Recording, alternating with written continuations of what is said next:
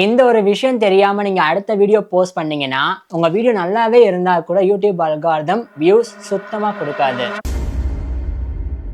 நான் என் கண்ணால் பார்த்த விஷயத்த ஓப்பனாக சொல்கிறேன். நான் பாஸ்ட் 5 இயர்ஸாக யூடியூப் ஸ்ட்ராட்டஜிஸ்டாக இருக்கேன். நிறைய ஸ்மால் யூடியூப் கிரியேட்டர் சேனலை பார்த்து அனலைசிஸ் பண்ணி நான் அவங்களுக்கு இப்போவும் கைட் பண்ணிட்டு இருக்கேன் நம்ம பெய்டு யூடியூப் கைடன்ஸ் மூலியமா. அதில் ஒரு ஸ்மால் யூடியூபர்ஸ் நம்ம கைடன்ஸ்க்கு ஜாயின் பண்ணதுக்கு அப்புறமா ஒரு வீடியோ போஸ்ட் பண்ணுறாரு. திடீர்னு ஒரு 10,000 வியூஸ் வரைக்கும் போக ஆரம்பிக்குது. அதுக்கப்புறம் என்ன தம்பி ரொம்ப சந்தோஷமாயிட்டு, ப்ரோ என் சேனலில் யூடியூப் அல்காரிதம் நல்லா ரெக்கமெண்ட் பண்ண ஆரம்பிச்சிருச்சு அப்படின்னு அடுத்த வீடியோ போஸ்ட் பண்ணுறாரு. அடுத்த நாளே என்கிட்ட கொஞ்சம் கூட கேட்காம அடுத்த நாள்ல அடுத்த வீடியோ கண்டினியூஸா ரிலீஸ் பண்ணிக்கிட்டே இருக்காரு. என்னப்பான்னு போய் கேட்டா, ப்ரோ எனக்கு ஒரு சூப்பரான ஃபார்முலா தெரிஞ்சிருச்சு, யூடியூப்ல நிறைய அப்லோட் பண்ணா நிறைய வியூஸ் வரும் அப்படின்றாரு. ஆனா ஒரு சில நாளைக்கு அப்புறமா அந்த 10,000 வியூஸ் போச்சு இல்லையா ஒரு வீடியோ, அதுக்கப்புறமா போட்ட வீடியோ 3000 வியூஸ், பரவாயில்ல. அதுக்கப்புறமா 1.2K வியூஸ், 1200 தான். தென் வர 600 200 அப்படின்னு வியூஸ் ரொம்பவே கம்மியாயிட்டே இருந்துச்சு. ஒரு இடத்துல ரொம்ப பயப்பட ஆரம்பிச்சிட்டாரு. அப்போ இதுக்கு என்ன அர்த்தம்? அவர் சேனல் யூடியூப்ல டெட் ஆயிருச்சா, இல்ல யூடியூப் அல்காரிதம் தான் ஏதோ ப்ராப்ளமா இருக்கா, இல்ல யூடியூப் அவருடைய சேனல்ல ஷேடோ பேன் பண்ணிருச்சான்னு கேட்டீங்கன்னா இதுதான் இல்ல. நிறைய ஸ்மால் யூடியூப் கிரியேட்டர்ஸ் இந்த இடத்துல தான் இந்த மாதிரி ரிசல்ட்டை பார்த்துட்டு கொஞ்சம் கன்ஃபியூஸ் ஆயிட்டு மிஸ் அண்டர்ஸ்டூட் பண்ணிக்கிறாங்க. பட் இப்போ நான் இந்த ஸ்டேஜ்ல இருந்து அவருக்கு திரும்ப அந்த 10,000 வியூஸுக்கு மேல போகக்கூடிய வீடியோ டாபிக்கை எப்படி கண்டுபிடிக்க ஹெல்ப் பண்ணேன், அண்ட் அவர் சேனலை எப்படி இம்ப்ரூவ் பண்ணேன், என்ன 8 முக்கியமான விஷயத்தை அவருக்கு புரிய வச்சேன் அப்படின்றத இந்த வீடியோ மூலமா உங்களுக்கும் ஓப்பனாக சொல்றேன். அதுக்கப்புறமா டெய்லி 3 வீடியோ போடுறதெல்லாம் உங்க சேனலுக்கு சுத்தமா ஹெல்ப் பண்ணாதுன்றத நீங்களே புரிஞ்சுப்பீங்க. இப்போ நான் சொல்ல வேண்டிய 8 முக்கியமான ரீசன்ல ஃபர்ஸ்ட் ரீசன், இப்போ நீங்க ஒரு சேனல்ல ஒரு வீடியோ போஸ்ட் பண்ணதுக்கு அப்புறமா ஒரு 24 ஹவர்ஸ்க்கு அந்த வீடியோவை யூடியூபே அதிகமான ஆடியன்ஸுக்கு புஷ் பண்ண ஆரம்பிக்கும், நிறைய வியூஸை கொண்டு வந்து உங்களுக்கு தரும். ஆனா அந்த ஜர்னி அப்படின்றது முடியறதுக்குள்ள நீங்க அடுத்த வீடியோ போஸ்ட் பண்ணீங்க அப்படின்னா எவ்ரி வீடியோக்கும் டிஃப்ரெண்ட் செட் ஆஃப் ஆடியன்ஸ் கிட்ட யூடியூப் மேபி கொண்டு போகலாம். நிறைய பேர் கிளிக் பண்ணலாம், கிளிக் பண்ணாம இருக்கலாம். ஸோ நீங்க முன்னாடி போட்ட வீடியோவை விட இந்த வீடியோவுக்கு வாட்ச் ஹவர்ஸ் அப்படின்றது கம்மியா கூட கிடைக்கும். அப்போ நீங்க என்ன மிஸ்டேக் பண்றீங்க தெரியுமா? இந்த இடத்துல இந்த அதிகமா வியூஸ் போன வீடியோல என்னதான் நடக்குது, என்னதான் பாசிட்டிவா இருக்குன்றத அண்டர்ஸ்டாண்டே பண்ணிக்காம அந்த டேட்டாவை மதிக்காம நீங்க வீடியோ போடுறதுக்கு அது ஈக்குவல். அந்த மிஸ்டேக்கை பண்ணும்போது தான் ரெண்டாவது வீடியோவுக்கு இந்த மாதிரி வியூஸ் டிராப் ஆகும். ஆனா உங்க சைட்ல இது மட்டுமே பெரிய ப்ராப்ளம் கிடையாது. உங்க ஆடியன்ஸ் சைட்ல இருந்து பார்க்கும்போது இதுக்கும் மேல ஒரு பெரிய ப்ராப்ளம் என்னன்னு தெரியுமா? அதான் ரெண்டாவது ரீசன். இப்போ ரெண்டாவது ரீசன், நான் ஃபர்ஸ்ட் ரீசன்ல சொன்னேன் இல்லையா, ஆக்சுவலா நீங்க ஃபர்ஸ்ட் வீடியோல என்ன நடக்குதுன்னே தெரியாம ரெண்டாவது வீடியோ போஸ்ட் பண்ணுவீங்க அப்படின்னு. அப்படி பண்ணும்போது நீங்க என்ன தெரியுமா பண்ணுவீங்க? ஒரு வீடியோ நிறைய ஏஐ டூலை எப்படி யூஸ் பண்றதுன்னு ஒரு டாபிக் போட்டிருப்பீங்க, அதுக்கு நல்லா வியூஸ் போயிட்டு இருக்கும். ரெண்டாவது வீடியோவே காலையில் எந்திரிச்சதுக்கு அப்புறமா நீங்க பண்ண வேண்டிய சூப்பரான பழக்கங்கள் அப்படின்னு வீடியோ போடுவீங்க. அடுத்து ஒரே வாரத்துல 1,00,000 ரூபாய் சம்பாதிக்கிறது எப்படின்னு 3வது வீடியோ போடுவீங்க. ஸோ இந்த மாதிரி போடும்போது ஆடியன்ஸ் சைட்ல இருந்து பார்க்கும்போது ஃபர்ஸ்ட் வீடியோ இந்த ஏஐ டூலை பேஸ் பண்ணி பார்த்துருப்பாங்க 10,000 பேர் வரைக்கும். ஆனா அவங்க உங்க சேனலுக்குள்ள வந்து பார்க்கும்போது அடுத்த வீடியோ என்ன இருக்குன்னு பார்த்தா மார்னிங் ரொட்டீனை பேஸ் பண்ணி இருக்கும். அடுத்த வீடியோ 1,00,000 ரூபாய் சம்பாதிக்கிறது எப்படின்னு இருக்கும். ஸோ இந்த மாதிரி ஆடியன்ஸ் பார்க்கும்போது நீங்களே சொல்லுங்க, ஏஐ டூல்ஸை பற்றி தெரிஞ்சுக்கணும்னு வந்த உங்க ஆடியன்ஸ் எதுக்காக இந்த 2 டாபிக்ல வீடியோ பார்க்கணும்? ரீசனே இல்லையா? ஆனால் ஒரு ஸ்ட்ராங்கான யூடியூப் சேனல் ஒவ்வொரு வீடியோ போடும் போதுமே முன்னாடி போட்ட வீடியோவை எக்ஸாக்டாக அண்டர்ஸ்டாண்ட் பண்ணிக்கிட்டு அந்த ஆடியன்ஸுக்கு ஏற்ற மாதிரி சேம் ப்ராப்ளமை எடுத்து திரும்ப சால்வ் பண்ண ஆரம்பிக்கும் போது அதே ஆடியன்ஸ் ரிட்டர்ன் ஆகிட்டு பார்ப்பாங்க. அப்போ வியூஸ் அதிகமாகும். அடுத்து நான் இப்போ சொல்ல போகிற 3வது ரீசன் தான் இந்த வீடியோ பார்க்குற 99% ஆஃப் த ஸ்மால் யூடியூபர்ஸ் எல்லாருமே பண்ணுறாங்க. பேசிக்கா குவாலிட்டி அப்படின்றத குவான்டிட்டி ஓவர்டேக் பண்ண ஆரம்பிக்கும். சிம்பிளா என்னன்னு சொல்றேன், நீங்க இந்த ஃபர்ஸ்ட் வீடியோ போடும்போது ஆக்சுவலா ரிசர்ச்சுக்காக என்ன டாபிக்ல வீடியோ போடலாம், எப்படி பேசலான்றதுக்கு ஒரு 5 ஹவர்ஸ் எடுத்திருப்பீங்க. ரெண்டாவது தம்ப்நெயில் எப்படி டிசைன் பண்ணலான்னு கேர்ஃபுல்லா பார்த்து பண்ணியிருப்பீங்க.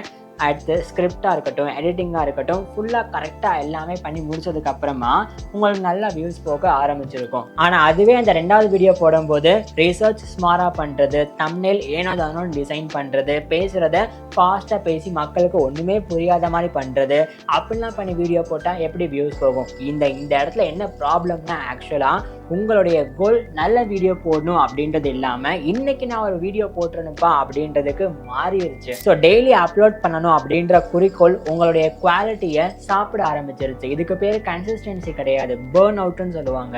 இந்த மூணாவது ரீசனாக நான் சொன்ன ப்ராப்ளமை எக்ஸாக்டாக ஃபிக்ஸ் பண்ணுறதுக்கு தான் அடுத்த டாபிக் எப்படி சூஸ் பண்ணுறதுன்னு நம்ம பெய்டு யூடியூப் கைடன்ஸ் மூலியமா லேர்ன் பண்ணிக்கிட்டு நிறைய ஸ்மால் யூடியூப் கிரியேட்டர்ஸ் என்கிட்ட பர்சனலாக வாட்ஸ்அப்பில் ப்ரோ நீங்கள் சொல்லி தந்த விஷயத்தை நான் கன்சிஸ்டண்டாக என் சேனலில் போஸ்ட் பண்ணும்போது கண்டிப்பாக எனக்கு வியூஸ் அதிகமாகவே போகுதுன்றதை வாட்ஸ்அப்பில் ரொம்பவே ஹாப்பியாக சொல்கிறாங்க. ஸோ நீங்களும் உங்கள் யூடியூப் சேனலை நம்ம பெய்டு யூடியூப் கைடன்ஸை ஜாயின் பண்ணிவிட்டு இன்னிலேருந்தே ஃபாஸ்ட்டாக க்ரோ பண்ணணும்னு ஆசைப்பட்டீங்கன்னா கீழே என் வாட்ஸ்அப் நம்பர் கொடுத்துருக்கேன் இல்லையா, அது என்னுடைய பர்சனல் வாட்ஸ்அப் நம்பர் தான். தாராளமாக நீங்களும் இப்போவே டைம் வேஸ்ட் பண்ணாமல் காண்டாக்ட் பண்ணுங்கள். அடுத்து நாலாவது ரொம்பவே முக்கியமான ரீசன், நான் ஓப்பனாகவே உங்ககிட்ட கேட்குறேன், இது வரைக்கும் உங்கள் சேனலில் நீங்கள் அது ஷார்ட்ஸாக இருக்கட்டும் லாங்காக இருக்கட்டும் எத்தனை வீடியோ போஸ்ட் பண்ணியிருக்கீங்கன்றதை கமெண்ட் செக்ஷனில் சொல்லுங்கள்.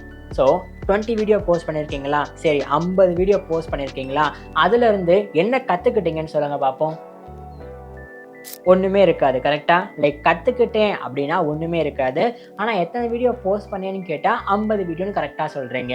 ஏன்னா இந்த இடத்துல நீங்கள் அதிகமாக ப்ரொடியூஸ் பண்ணுறீங்களே தவிர ஒன்றுமே இம்ப்ரூவ் பண்ணுறதில்லைன்றது தான் உங்கள் ஆன்சர் இப்போ சொல்லுது. பேசிக்காக ஒவ்வொரு வீடியோ போஸ்ட் பண்ணும்போதுமே ஒரு சில வியூஸ் போகும், ஒரு சில வீடியோவுக்கு அதிகமாக வியூஸ் போகிறதும் நடக்கும். அப்போது இந்த 20 வீடியோ 50 வீடியோவில் எந்த டைட்டில் நமக்கு நல்லா ஒர்க் ஆகிருக்கு, எப்படி கண்டென்ட் பண்ணால் அதிகமான ஆடியன்ஸ் பார்க்குறாங்க, எந்த மாதிரி ஸ்கிரிப்டிங்க்கு அதிகமாக லைக் கிடைக்குது அப்படின்றத ஒரு வீடியோவுக்கும் ஒரு டேட்டா இருக்கும். அது எல்லாமே பார்த்து நோட் பண்ணிவிட்டு ஓகே இதில் நம்ம லேக்காக இருக்கோம், இதை நம்ம இம்ப்ரூவ் பண்ணணும்னு எவ்ரி வீடியோவுக்கு 0.1% இம்ப்ரூவ் பண்ணிக்கிட்டே வந்தால் தான் 50வது வீடியோ போடும்போது வியூஸ் போக ஆரம்பிக்கும். ஸோ டெய்லி வீடியோ போடணும்ப்பான்னு கன்சிஸ்டண்ட்டாக வீடியோ போட்டுக்கிட்டு இம்ப்ரூவே பண்ணலன்னா சுத்தமாக வியூஸ் போகாது. அடுத்து 5வது முக்கியமான ரீசன், இந்த ரீசன்னால தான் நிறைய ஸ்மால் யூடியூப் கிரியேட்டர்ஸ் நான் யூடியூப் சேனலே குவைட் பண்ண போகிறேன்ற நிலைமை வரைக்கும் போகிறாங்க. பேசிக்காக நீங்கள் ஒரே ஒரு வீடியோவை சூப்பராக எஃபோர்ட் போட்டு அதிகமாக பணம் செலவழித்து டைம் செலவழிச்சுலாம் சூப்பராக பண்ணியிருப்பீங்க. ஆனால் அதுக்கு அரவுண்ட் போடுறீங்க இல்லையா வீடியோஸ் 1 2 3 4 5ன்னு அதெல்லாமே ஸ்மாராக போடும்போது இந்த வீடியோவில் வர்ற வியூஸ் கவுண்ட் எல்லாமே உங்களுடைய பெஸ்ட் வீடியோவை கண்டிப்பாக பாதிக்கும். அந்த நல்லா பெர்ஃபார்ம் பண்ணிட்டு இருக்கிற வீடியோவை கூட யூடியூப் அவங்ககிட்ட போய் ரெக்கமெண்டாக காமிச்சிச்சு அப்படின்னா கொஞ்சம் கூட ரிலேட் ஆகலை அப்படின்றதுக்காக ஆடியன்ஸ் கிளிக் பண்ண மாட்டாங்க, உங்களுக்கு அதுக்கும் வியூஸ் போகாது. அடுத்து நான் சொல்ல போகிற 3 முக்கியமான ரீசனை கொஞ்சம் கூட ஸ்மால் யூடியூப் கிரியேட்டர்ஸ் ரியலைஸே பண்ண மாட்டுறாங்க. அதனால தான் அவங்களுடைய பெஸ்ட் ஸ்ட்ராட்டஜி நான் அதிகமான வீடியோ போஸ்ட் பண்ணணும் அப்படின்றத இருக்கே தவிர ஒரு டாபிக் எடுத்து அதில் எப்படி டீப்பாக போகணும்னு யாருக்குமே தெரியறதே இல்லை.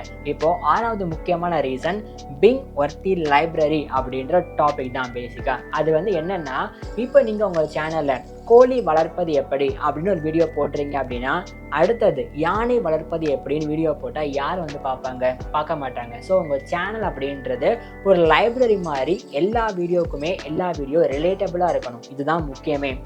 உதாரணத்துக்கு ஃபர்ஸ்ட் டாபிக் கோழி வளர்ப்பது எப்படி அப்படின்னு இருந்துச்சுன்னா அதுக்கு அடுத்த டாப்பிக்கே ஒரு கோழி நல்லா வளர்றதுக்கு என்ன ஃபுட்டு கொடுக்கலாம் அப்படின்றதுக்கு இருக்கலாம். கோழி பராமரிப்பை பேஸ் பண்ணி அடுத்தடுத்த வீடியோ போட்டிங்கன்னா கண்டிப்பாக ஃபர்ஸ்ட் வீடியோ பார்த்தவங்க அடுத்தடுத்த வீடியோவுமே பார்க்குறதுக்கு வாய்ப்புகள் இருக்குது. அந்த மாதிரி உங்கள் சேனலை ஃபஸ்ட்டு லைப்ரரியாக மேக் பண்ணுங்கள். அது டெய்லி அப்லோட் பண்ணுற பெரும்பாலான கிரியேட்டருக்கு இந்த ஆப்பர்ச்சுனிட்டி கிடைக்காது. ஏன்னா ஃபர்ஸ்ட் வீடியோவுக்கு அவங்க யார் ஆடியன்ஸ்னே தெரியாமல் அடுத்தடுத்த வீடியோ போஸ்ட் பண்ணாங்கன்னா எப்படி நடக்கும்?